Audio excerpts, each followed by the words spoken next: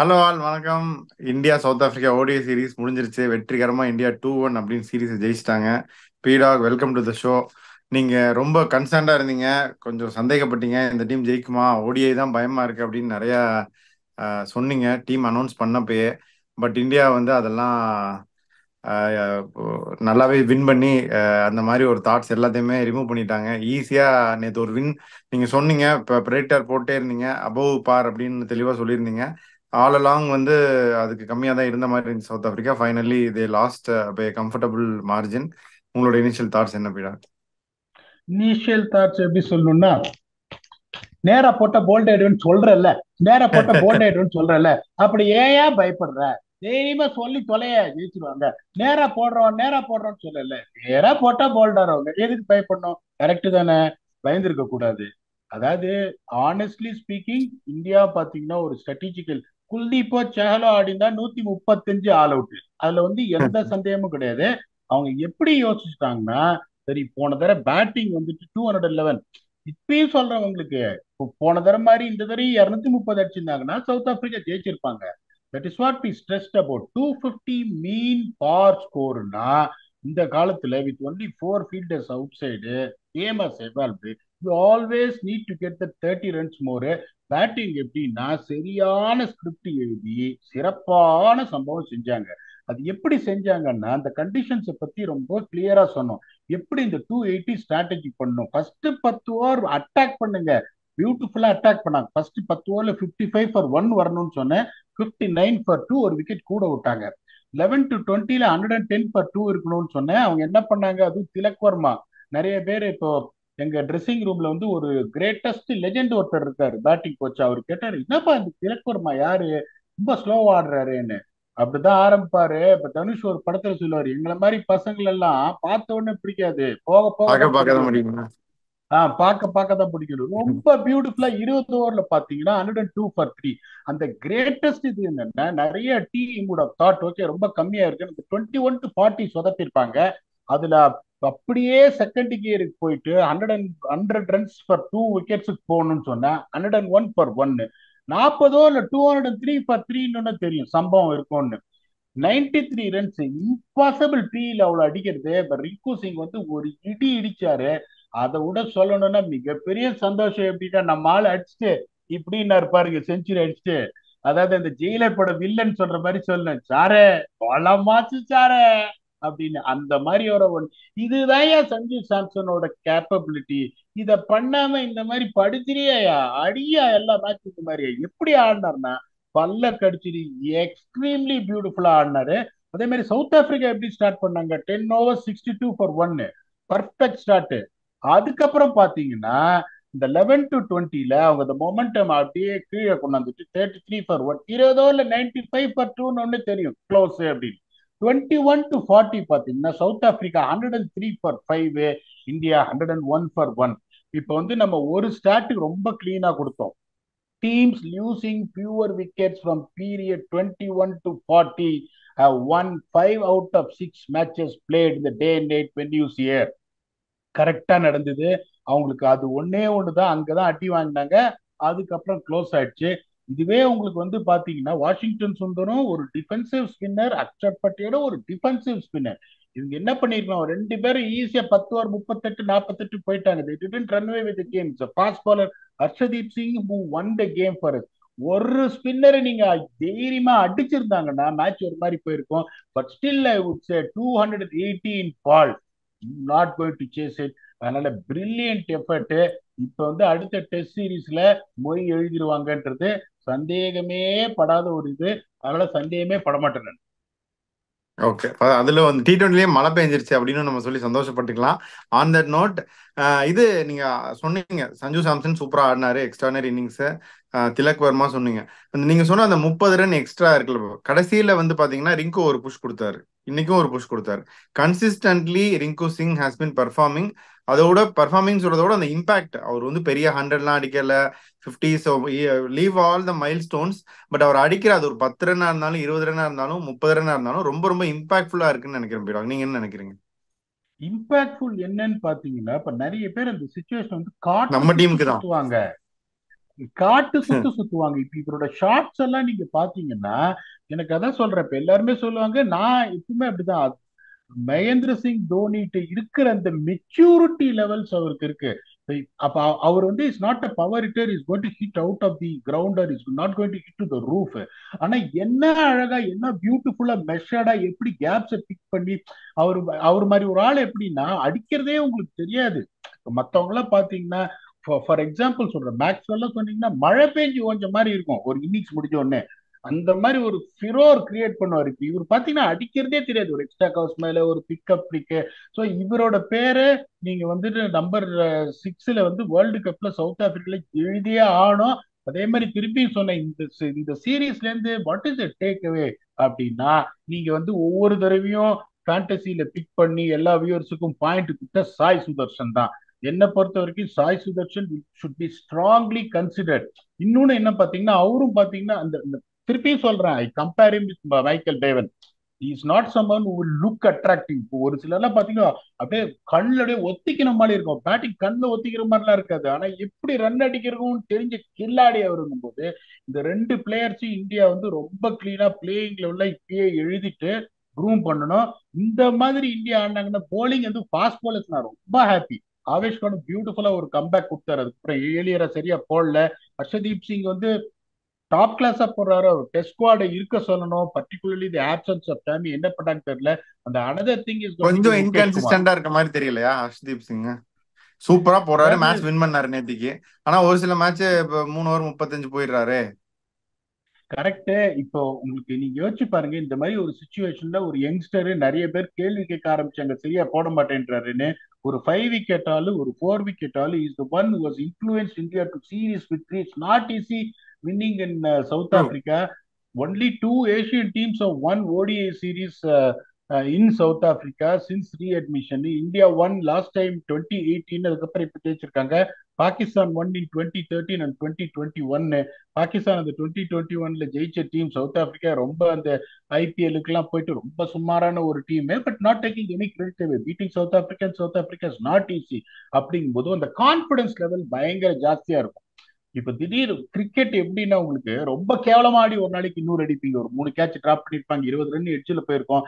அந்த 100ன்றது it is really set the tempo for you for rest of the சீசனுங்கும் போது டெஸ்ட் மேட்ச்ல உங்களுக்கு you can get away with loose balls. ஒரு பால் ஒய்டா இப்படி போடுவீங்க லெக் சைட்ல, ஒரு பால் அங்க ஒய்டா போகும், தலைக்கு மேல பவுன்சர் போகும், அம்பையர் ஒய்டு கொடுக்க மாட்டாங்க. So there is lot of things for you. This more time in test match to come back போது நீங்க லெஃப்ட் ஆமர் I want him to be added in the squad. இன்னொரு இது பாத்தீங்கன்னா, முகேஷ் குமார் எக்ஸ்ட்ராடனரியா போடுறாரு. இன்னொன்னு சொல்றேன், முகேஷ் குமார் வந்து is a lot of chances that is going to feature in the playing level in செஞ்சுரியன்ல பால் அலையும் விட்டு ரெண்டு பக்கமும் ஆட்டிட்டு வர்றாரு, ஒன்றும் சந்தேகமே கிடையாது. Okay. Washington Sundar left hander, எங்க வேணாலும் ஃப்ளோட் பண்ணலாம் பேட்டிங்ல. ஃபீல்டிங் பண்றாரு, bowling நல்லா நீட்டா போட்டு முடிச்சிடுறாரு. We should get to see more of Washington Sundar in the coming days. ஆமாவா இல்லையா? Absolutely sir. அவர் எப்படின்னா, you cannot expect a 5 wicket haul from. இப்ப யார் யார்கிட்ட என்ன எக்ஸ்பெக்ட் பண்ணணும் அப்படின்னு யோசிச்சு, எஸ் அக்ரீட், இந்த பிச் இட்ஸ் ஈஸி பிச். முதல்ல சொன்ன ட்ரிக்கி ஹால் பிச் அப்படின்னு ஒரு ட்வீட் போட்டேன். அப்படிங்கும் போது அதனால என்னடா பால், ஒரு சில பால்லாம் பார்த்து ரட் ரட்டுன்னு திரும்பிச்சு. அதனால அவர் எப்படி விக்கெட் எடுத்தாரு பாருங்க. நேர போட்ட பால மார்க்ரம் ரிவர்ஸ் ஸ்வீப் அடிச்சு அவுட்டு, நேர போட்ட பாலுக்கு முல்டர் காட் பிஹைண்ட். அவரோட இது எப்படின்னா, ஸ்குவீஸ் பண்ண வருவாங்களே 10 ஓவர்ல 45 ரன் இந்த பிச்சில் ஸ்லோர் ஷாட் வாஷிங்டன் சுந்தர் கிட்ட இருந்து. ஸோ அவர்கிட்ட இப்ப குல்தீப் ஆடி இந்த சான்ஸே கிடையாது, எல்லாம் பின்னாடி போய் போல்ட் ஆயிருப்பாங்க, செஹல் ஆடினாலும் பின்னாடி போய் போல்ட் ஆயிருப்பாங்க. So you cannot expect what Kuldeep can do from Washington Sundar. And as you rightly pointed out, he can give you the 30 runs anywhere with the bat. He is someone who should also be groomed. இப்ப இருக்கிறது நீங்க வந்து ஜடேஜா செம ஃபிட்டா இருக்காரு, but is not getting any younger. அடுத்தது அக்ஷர் பட்டேல் போது Washington சுந்தரி நீங்க க்ரூம் பண்ணணும். ஓகே. அப்படியே இந்த சைடு வந்தோம் அப்படின்னா, டிசோர்சா அண்ட் ரீசா ஹென்ட்ரிக்ஸ், அவங்க ரெண்டு பேருமே அந்த ஸ்பாட்டை சீல் பண்ணிட்டாங்களா? இல்லை திருப்பி Bavuma de Kock unfortunately or fortunately for him, அவர் வந்து he has announce is retirement from ODIs. Bavuma we don't know. நீங்க என்ன நினைக்கிறீங்க? இந்த ரெண்டு பேர் நல்லா ஆடிட்டாங்களே, நல்ல காம்ப்ளிமெண்ட் ஈச் எதரா?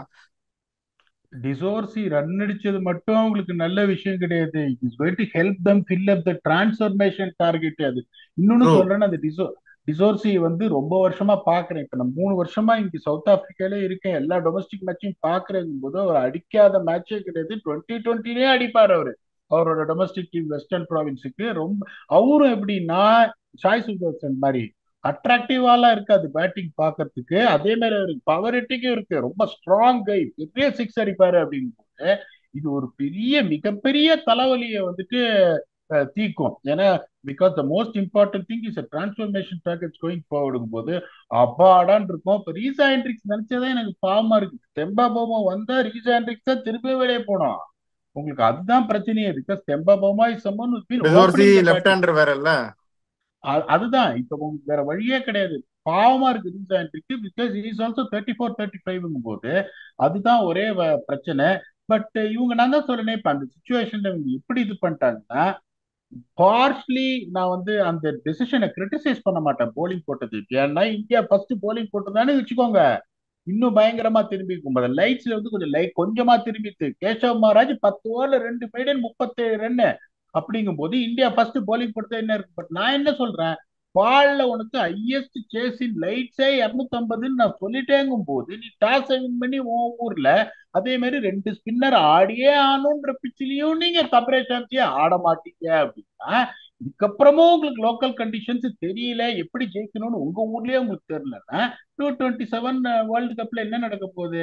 திருப்பி சலாம் நமதே அப்படின்னு சொல்லிட்டு எவனா ஒருத்தர் வந்துட்டு இது பண்ண ஜெயிச்சுட்டு போன உடனே எங்கிருந்தாலும் வாழ்க அப்படின்னு சொல்லிட்டு போதான் போறாங்க. இது ஒண்ணு திருந்தாத விஷயம்.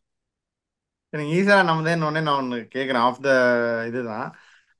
நீங்க அந்த ஒரு ஐஸ்வர்யா ராய் கமெண்ட் பயங்கரமா வைரல் ஆயிருச்சு. இந்தியா ஃபுல்லா பேசப்பட்ட ஒரு கமெண்ட் ஆயிருச்சு. அந்த வீடியோ கிளிப்பை எல்லாரும் ப்ளே பண்ணிட்டு இருந்தாங்க, நானும் பார்த்தேன். அதுக்கப்புறம் நீங்க போட்டிருந்தீங்க ஹவ் யூ ரியலி ஹெல்ப்டு உண்மையான ஆர்சிபி, நான் முதல்ல ஆர்சிபிட அப்புறம் தான்டா இதெல்லாம் அப்படின்னு சொல்லி நீங்களும் நிறைய விஷயம் போட்டிருந்தீங்க.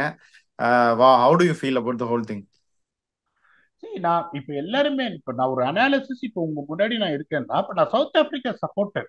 இந்தியா எனக்கு பிடிக்கும்ன்றதுனால எனக்கு அவ்வளவு பெருசா வழி தெரியல. சீரிஸ் எங்க ஊர்லயே எங்க பசங்க தோத்தது. But at the same time இப்ப நான் சவுத் ஆப்பிரிக்கா கிரிட்டிசைஸ் பண்றேன் உங்களுக்கு. They should have won the toss, should have batted பயந்துன்னு bowling போட்டாங்க அப்படின்னு. ஸோ இப்ப நான் வியூவர்ஸுக்கு என்ன கொடுக்கணும்னா ஒரு தரமான அனாலிசிஸ். நான் வந்துட்டு ஐ வாண்ட் ஒரு நல்ல பேர் எடுக்கணும்னு சொல்லிட்டு இல்ல. இந்தியா நல்லா ஆடிட்டாங்க பாவம் சவுத் ஆப்பிரிக்கான்னு சொன்னா யாருமே பார்க்க மாட்டாங்க நம்ம போடுற வீடியோவை. நெற்றிக்கண் திறப்பினும் குற்றம் குற்றமே. அதை பத்தி நான் கவலைப்பட மாட்டேன். நீ கொஞ்சம் கூட மனசாட்சியே எல்லாமே இந்த bowling யூனிட் எடுத்திருக்காங்க கேட்டா காட் வாட் தே வாண்டட்னு ஒருத்தர் சொன்னா அதுக்கப்புறம் நம்ம அதான் சொல்லணும். திருப்பி தான் சொல்றேன், எல்லாருக்கும் ஆசைதான் கல்யாணம் பண்ணிக்கணும். முடியுமா? முடியாது. எல்லாரும் ஒரே ஆளை கல்யாணம் பண்ணிக்க முடியுமா? சோ அடுத்த நாள் எடுத்த உடனே நம்ம பொண்டாட்டியை பார்த்து நம்ம சொல்ல வேண்டியதுதான், நீ தாண்டி ஐஸ்வர்யா ராயின்னு. வேற வழி கிடையாதுங்கும் போது I am going to stay like that in honest manor.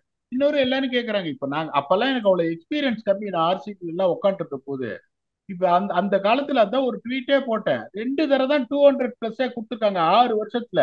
இப்ப எல்லாரும் என்ன சொன்னாங்க, நீங்க ஒரு கோரை ஃபார்ம் பண்ணீங்க, அதுவும் மட்டும் என்ன வெறும் ஏபி டிவிலியர்ஸ், கோலி, கிறிஸ் கெயில், போலிங் யார் போடுவா அப்படின்னு. எவ்வளவு ரன் கொடுத்தாங்க? 200க்கு மேல. அதை அதே பாருங்க. சின்னசாமி தான். பின்ன அப்படிங்கும் போது I've got all the rights to talk. I am the biggest fan of RCB. I want RCB to win the World Cup. I used to tweet about, sorry, IPL, and IPL. South Africa has to win the World Cup. எனக்கு அந்த ஆசை இருக்கு. அப்படிங்கும்போது நீங்க ஆப்ஷன்ல பார்க்கும்போது உங்களுக்கு தெரிஞ்ச ஒரு ஒரு சின்ன ஒரு கிரிக்கெட்டிங் நாலேஜ்ல இது தேராது அப்படின்ற ஒரு மன வருத்தம் வந்துட்டு உங்களுக்கு வந்ததுன்னா, you're expect to tell that அவங்க தேர மாட்டாங்க அப்படின்றது தப்பே கிடையாது. திருப்பி இப்ப நானும் வந்துட்டு இல்ல இவர் நல்லா போட்டுருவாரு அவர் நல்லா போட்டுருவாருன்னு 50 ரன் கொடுக்குற போலர் சொன்னேன்னா, no viewers are going to watch what we are talking about, and I don't want it. I want to stay honest. If I've been trolled for calling spade a spade, so be it. I will live my life like this. Super super பைடா. அப்படியே staying ஹானஸ்ட்னு சொன்னீங்களே, இந்த west Indies இங்கிலாந்துக்கு ஒரு T20 international முடிஞ்சிருக்கு, series முடிஞ்சிருக்கு. அதுல இங்கிலாந்து வந்து திருப்பி தோத்துட்டாங்க வெஸ்ட் இண்டீஸ் கிட்ட 3-2 அப்படின்னு. அதை பத்தி நீங்க என்ன நினைக்கிறீங்க? எனக்கு ஹோப் ஒரு ஷாட் அடிச்சு வின் பண்ணி கொடுத்தாரு. என்ன நினைக்கிறீங்க? கடோத்கஜன் டீம் வந்துருச்சு. இவங்களை வந்து இனிமே குறைச்சு மதிப்பிடாதீங்க. வேர்ல்ட் கப்ல அப்படியே சும்மா அப்படி மாற நிமித்திட்டு வந்து நிப்பாங்க. ஒன்லி திங் இஸ் அவங்க போலர்ஸ் போலிங் கொஞ்சம் வீக்கா இருக்கு. நீங்க 200 ரன்னுக்கு கீழே சல்லி ரன் அடிச்சீங்க ஒரு சில வென்யூல எல்லாம். உங்களுக்கு பர்டிகுலர்லி பாபடஸ், கயானால நீங்க 200 கீழே சல்லி ரன் அடிச்சீங்கன்னா 3 ரன்ஸ் பேர்ல அட்டி நொறுக்கிட்டு போயிட்டே இருப்பாங்க. ஸோ அந்த போலிங் மட்டும் கொஞ்சம் ஒழுங்கா வரணும். This is strong signal what they're sending. பாரு, 2 வேர்ல்டு கப் என்ன ஆட விடாம பண்ணிட்டீங்க இல்லல, நான் யாருன்றதை காமிக்கிறேன் அப்படின்னு கண்டிப்பா காமிப்பாங்க. They are going to be a force to reckon with at home, which is a good sign for fans and viewers. Okay Prag. So final thoughts. இப்போ இந்தியா வந்து ஓடிஐயும் ஜெயிச்சிட்டாங்க. இந்த பாஷா படத்தில் ஒரு மாதிரி ஒரு விளக்கா ஏற்றிட்டு இருக்காங்க. நீங்கள் ஆசைப்பட்ட மாதிரி ஓடிஐ விளக்க ஏற்றிட்டாங்க. அடுத்து டெஸ்ட் விளக்கையும் ஏற்றிடுவாங்களா? உங்களுடைய ஃபைனல் தாட்ஸ் என்ன? அடுத்து நம்ம என்ன கொடுக்க போகிறோம் வியூவர்ஸ்க்கு, அதை சொல்லிட்டு we can க்ளோஸ். மலை மேல பெருசா ஒரு விளக்கு ஒளியே தெரியும் டெஸ்ட்ல, அதுல ஒண்ணும் சந்தேகமே கிடையாது. நான் பயந்தது இந்த ஓடிஐ தான். ஓடிஐ ஜெயிச்சுட்டாங்க. அதே மாதிரி T20 ஜெயிப்போம்னு வச்சேன். Still I would say Durban last week தான் போயிருந்தேன். பிச்சை பார்த்தாலே கரு கருன்றது வச்சு திருப்பி விட்டுருப்பாங்க, விட்டு 2 ஸ்பின்னரையும் வச்சுன்னு. So T20 ஜெயிச்சிருப்பாங்க. டெஸ்ட் டெஃபினட்டா ஜெயிப்பாங்க. நான் திருப்பி சொல்றேன், ஷாமி இல்ல, it is going to create a big டென்ட்னு எல்லாம் நினைச்சிட்டு இருக்காங்க. பும்ரா இருக்காரு, சிராஜ் இருக்காரு. நான் திருப்பி திருப்பி சொல்றேன், Mukesh Kumar will be a massive impact. Laddu கையை சுத்தினாலே விக்கெட் விழும். ஒரு பக்கம் ஜடேஜா இருக்காரு, ஒரு செம்ம கடப்பார பேட்டிங் லைனப்புக்கு போது இந்தியா வில் கிரியேட் ஹிஸ்டரி. அதே மாதிரி we will definitely come back and entertain the viewers on what exactly India has to do, because India broke that centurion barrier. South ஆப்பிரிக்காவோட போர்ட்ரஸ் அது. சவுத் ஆப்பிரிக்கா அங்க தோக்கடிக்கவே முடியாது. நான் வந்துட்டு ரொம்ப வருஷம் அங்க இருந்திருக்கேன். என்னோட 12 வருஷத்துல நான் பார்த்த ஒரே லாஸ் இது பிசிஐ முறுக்கிட்டு சிங்கிள் சூர்யா மிச்சல் ஜான்சன் வந்து எங்களை டெஸ்ட்ராய் பண்ணாரு. அதை தவிர அங்க வந்தவங்களை இடி இடி இடிச்சிட்டு போயிருக்காங்க சவுத் ஆப்பிரிக்கா. அப்படிங்கும்போது India is the only one team which broke that last visit. இந்த வருஷம் திருப்பி அங்கேயே ஸ்டார்ட் பண்றாங்கும் போது கேப்டன் விக்கெட்டும் கொஞ்சம் செத்து போச்சு. India will definitely win the test series. We'll keep on entertaining you. You know, that is going to be the biggest thing. We'll probably come live if everything goes well after the end of the test match to read the proceedings and how is it going. Until you come back and we entertain you for the next one. நாங்க சொன்ன மாதிரி திருப்பி வந்தோம், India ஜெயிக்கிறத celebrate பண்ற ஒரு session பண்ணுவோம்னோ. That is what this session is all about. Until we come back for the first preview for India vs South Africa in a high voltage contest in Centurion. Thanks a lot and bye bye.